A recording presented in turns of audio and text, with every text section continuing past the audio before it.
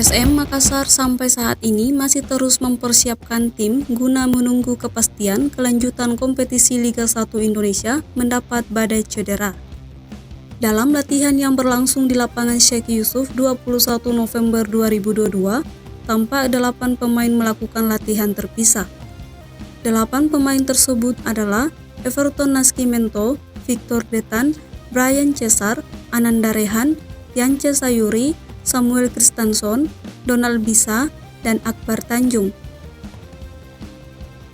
Kedelapan pemain tersebut melakukan latihan berpisah dari latihan tim. Pemain-pemain tersebut tampak didampingi oleh beberapa pelatih kebugaran PSM. Pelatih Bernardo Tavares sendiri mengaku heran lantaran beberapa pemain mendadak mendapatkan cedera secara bersamaan. Saat ini dirinya merasa para pemain sedikit kehilangan motivasi dengan latihan tim, lantaran belum adanya kejelasan terkait kelanjutan kompetisi Liga 1.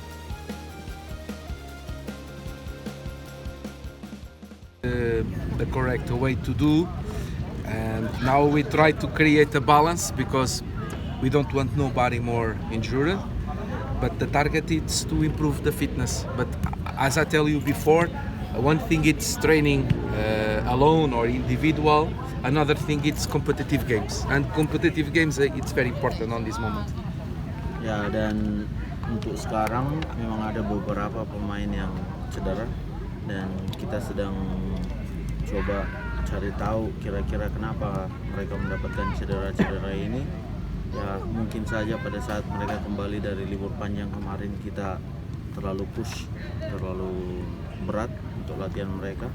Namun sekarang sudah analisa dan seimbangkan latihan mereka.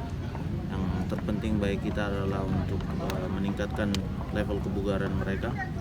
Namun satu hal lagi yang menjadi kendala adalah kalau latihan tapi tidak ada tujuan, beda juga dengan latihan tapi kita punya tujuan, yaitu tujuan pertandingan kompetitif.